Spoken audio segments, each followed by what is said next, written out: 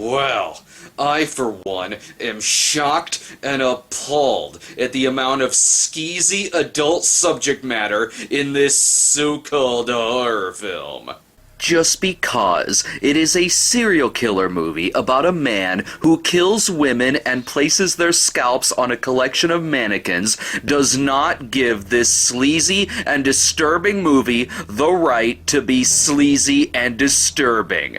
Maniac is the notorious 1980 William Lustig thriller that ever since its release has been met with controversy and a fair share of criticism.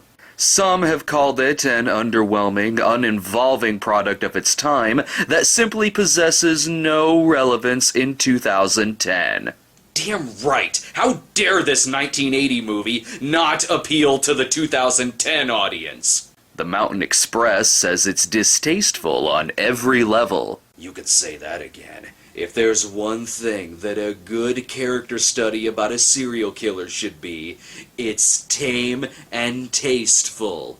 Let's not forget about the Apollo Guide, who says it's best described as the diametric opposite of a refreshing shower. If I can't feel clean after watching a movie about mass murder in New York City, then there's no hope in this world. Why can't our serial killer movie be uplifting, goddammit? But probably the biggest piece of criticism came from the great Gene Siskel, who was so sickened by the film that he walked out at the half-hour point. Can you believe it, that a movie about a sicko would be sickening? Well, as a cinema snob, it is my first time seeing this movie, but I already know I'm not gonna like it because I'm not supposed to like it. And I'm supposed to be completely blindsided and flabbergasted at the level of horrific violence in this serial killer movie called Maniac. If only the movie's advertising could have warned us how disturbing this movie would turn out to be. Wait a minute, what in the hell is that? Well, at least someone's getting an erection from this movie. Okay, so, god damn it, let's watch this thing. Stupid violent movie. It better not be violent. Oh no, a movie so sleazy we have to look at it through a peep show. Oh good, it's just the beach. Wow, it's like the opening credits are right in front of me. Let's see, young couple, early 80s, horror movie. I know what's gonna happen next. He's gonna go off and investigate why it's clearly still daytime. Oh, come on, you can't kill her yet! I don't know her character's name or background! Why couldn't something wholesome happen to this couple on the beach? Like skinny dipping or being eaten by a shark? Well, so far, this movie isn't very funny. Damn it, you should have let him build the fire first. Now there's 2 dead bodies, and you're freezing cold.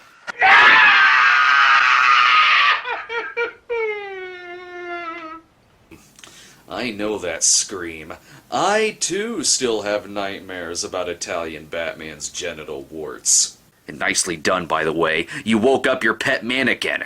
This man is Frank Zito, who lives in a not terrible apartment, I guess. Plenty of Manos memorabilia, and not all of us have a shrine to June Lockhart on our wall. But I'm not sure if I can buy Joe Spinell as a serial killer. Not after seeing him in such uplifting movies as Taxi Driver or in Cruising, where he played a patrolman who likes to bang transvestites. Also, might I say that the supporting cast here is very wooden. I don't know if I like seeing the private life of Al Borland. No wonder he didn't get a spin-off. As you can see, the movie takes place in beautiful downtown Columbus, Ohio, where... wait, hookers? Whoa, whoa, whoa, this movie's got sex in it too? So this movie, criticized for its graphic violence, also has sex?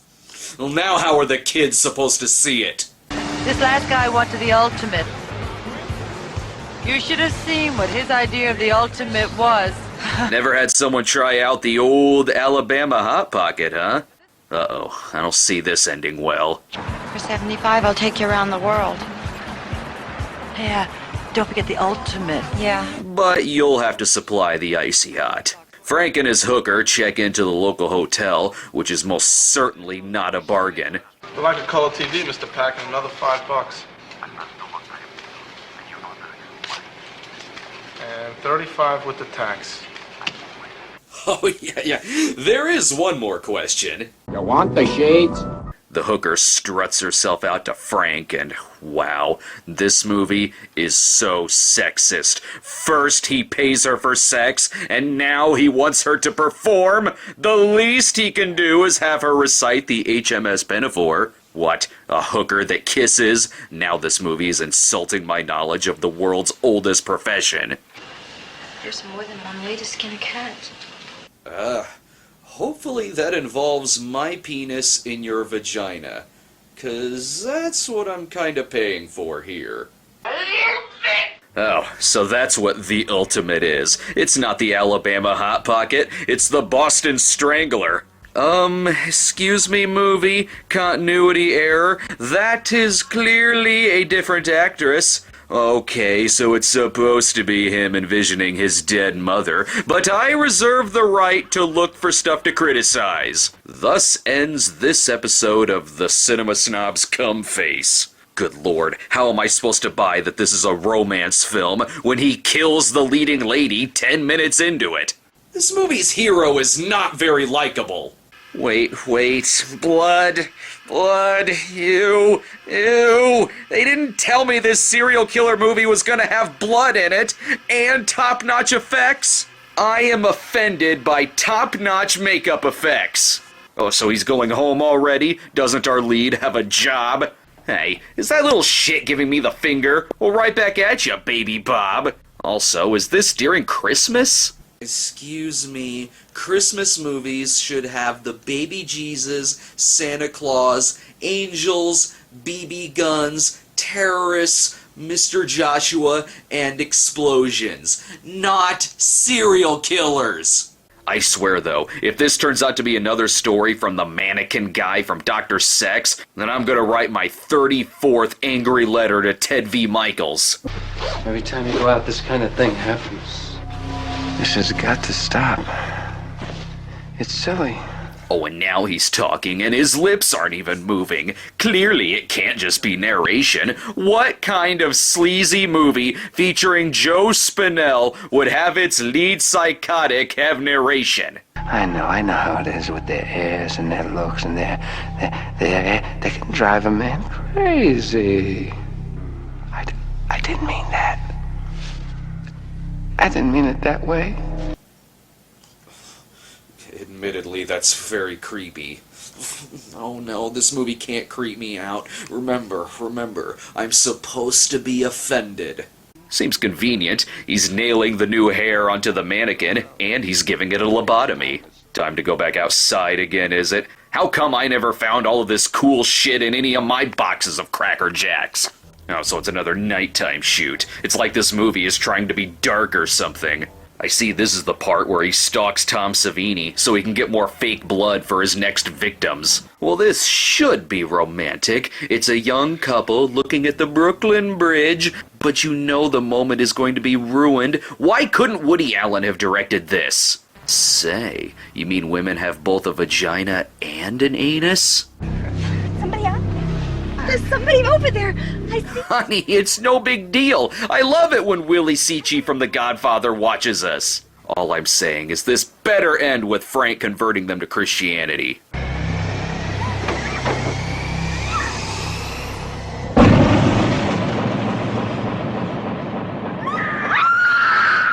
Now who's gonna do the fucking special effects? And I've been waiting years to find out why he's called Sex Machine.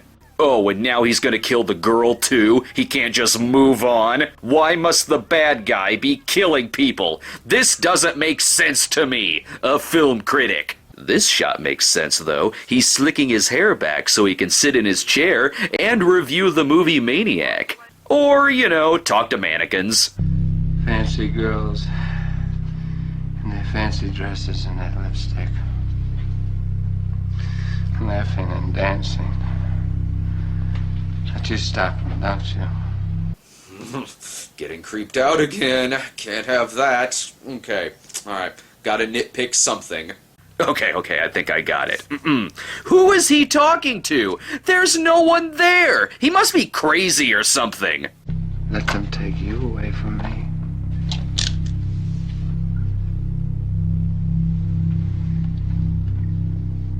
You're mine now forever. Still creeped out. Well, I guess I could do like other critics and just get mad because the movie's creeping me out. God damn it, horror movie! Quit creeping me out! Ah, that's what this movie needs. A nice, wholesome walk in the park. Be careful, little girl. I don't know. I know one thing that could have made that scene better.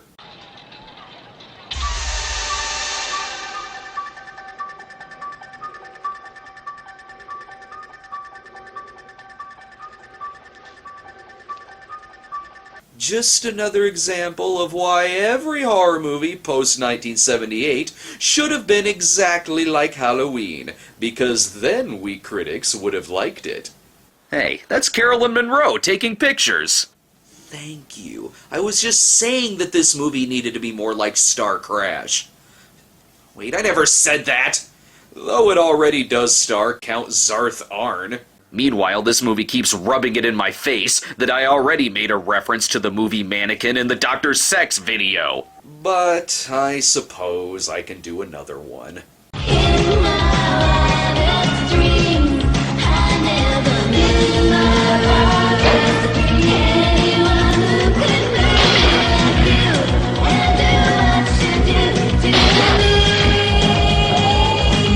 Nurses, what are you doing here? This movie is going to kill you! Oh, I hate reading the newspapers these days with that kook running around.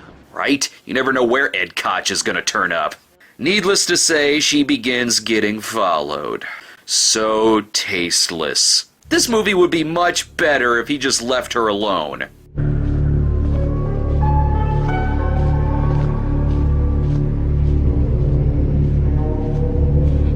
Honestly, you can play that creepy music around anyone, and it'll make them feel like they're being followed. Watch this.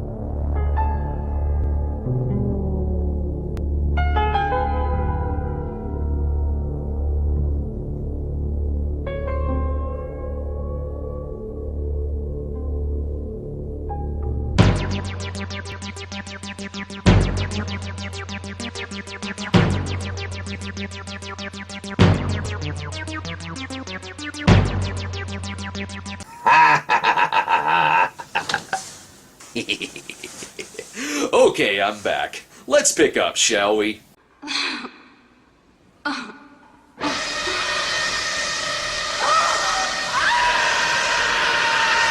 Now, why would this serial killer just randomly kill some woman walking by herself down an empty street? He should have taken her out to dinner first and then gotten to know her better. Now to go on a tangent, interesting fact about the movie, the Michael Sambello song Maniac was originally written for this here film.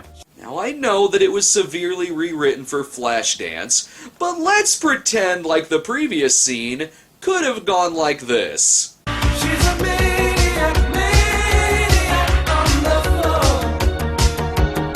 And she's dancing like she's never danced before. Doesn't matter. matter. I'm a critic. I'm not supposed to like Flashdance either. Besides, it could have worked for this movie. It kind of has Jennifer Beals in it. Personally, I think it is highly egotistical of this film to give itself 3 stars. Can we get some more of the mannequins, please? They're the best characters in this movie. You want to look pretty, don't you? Pretty for me.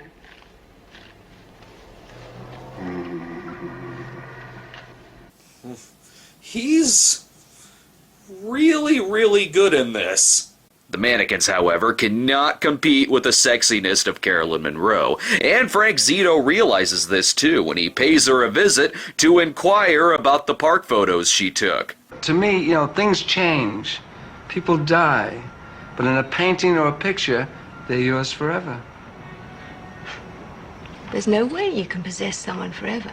What? He's getting to know her better? Shouldn't this movie be about him just randomly killing people on the street? After all, it's not like I complained earlier that he should have a conversation with his victims first. I was noticing this picture of this old lady here. At one point in her life, she was someone's sister, someone's wife, someone's mother. And when the photographer took a picture, he had her the way he wanted her. She could never leave him. And she couldn't grow old, and she couldn't die.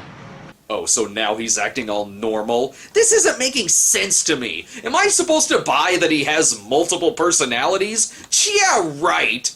Plus, he's very, very suave too, which makes it completely believable that Carolyn would go out on a date with him.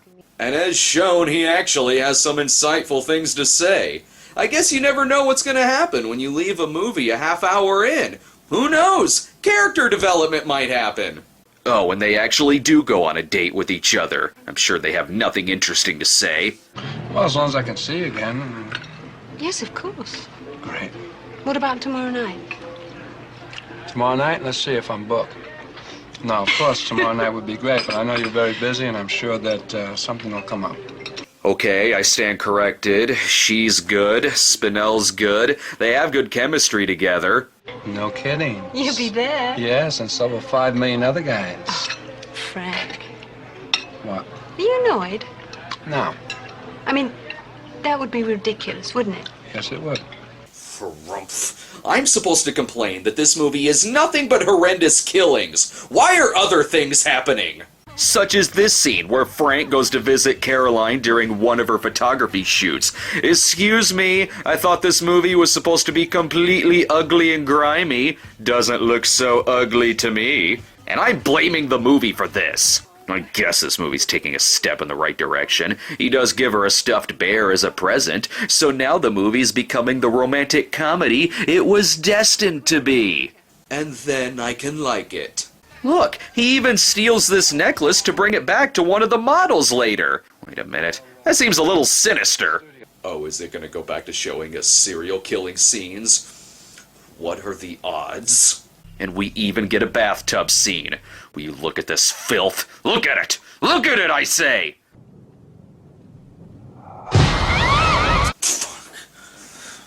Damn it, movie! Stop being suspenseful! Frank ties up the girl, that way he can be terrifying again. Well, you were wrong to try and hurt me.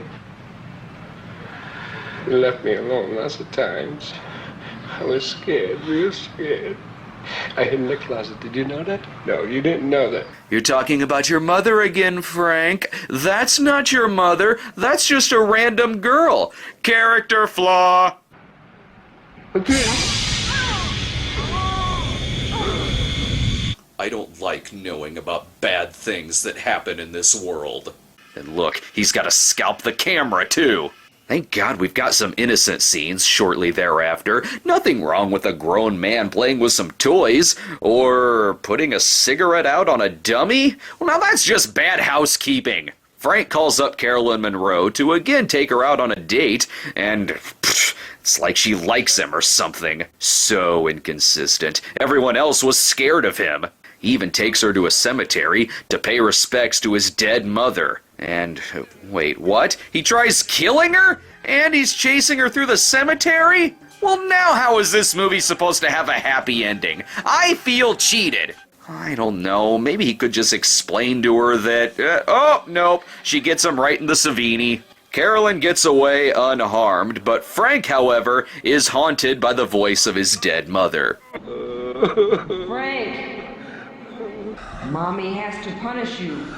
Ugh, ghosts don't exist. Boo, 0 stars. Plus, I know this part. This is where she convinces him to go kill campers at Crystal Lake. Or she could just pop up as a zombie. That seems likely.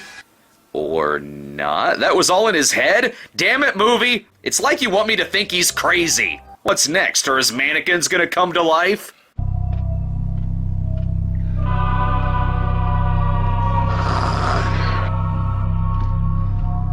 Like this. Oh, this is gonna be very, very messy.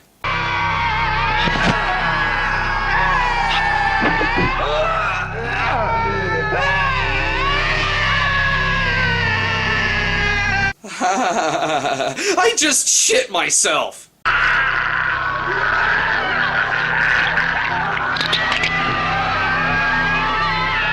No, god damn it! How dare terrible things happen to a terrible person? I'm guessing Caroline tipped off the cops about Frank. And you know, for a cop movie, these two weren't in it very much.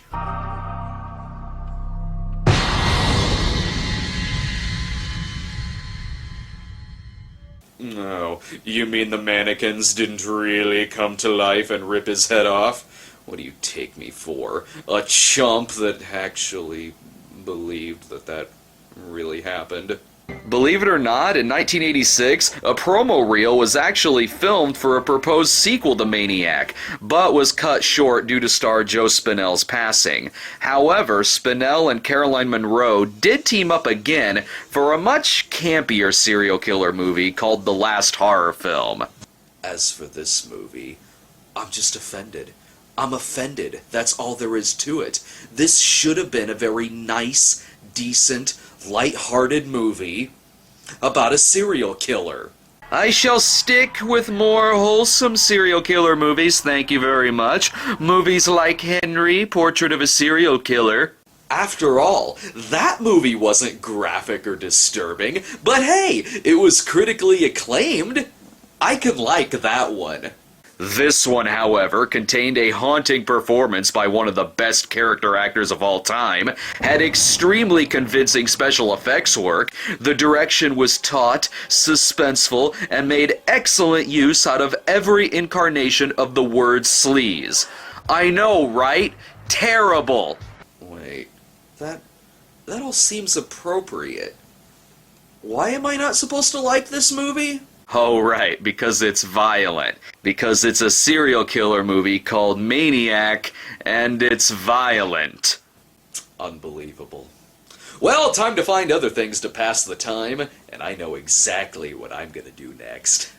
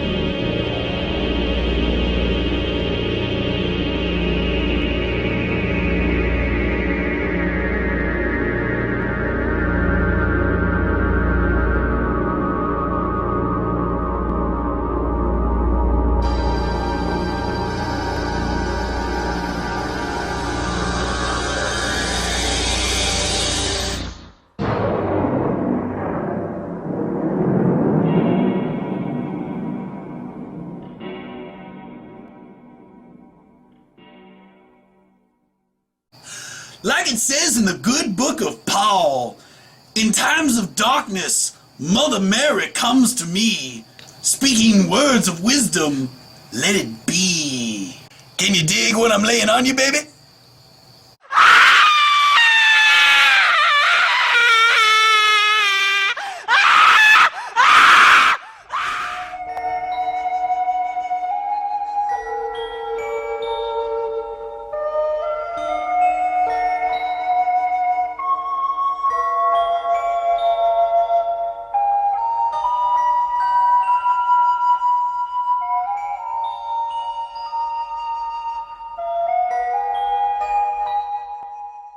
spokesman. First of all, being the first Godfather, I have this to say. The Godfather was nominated for the Best Picture and won, but the director, Bob Fosse of Cabaret, won. That's bullshit. You cannot have the Best Picture unless the director is also nominated. Who made the picture?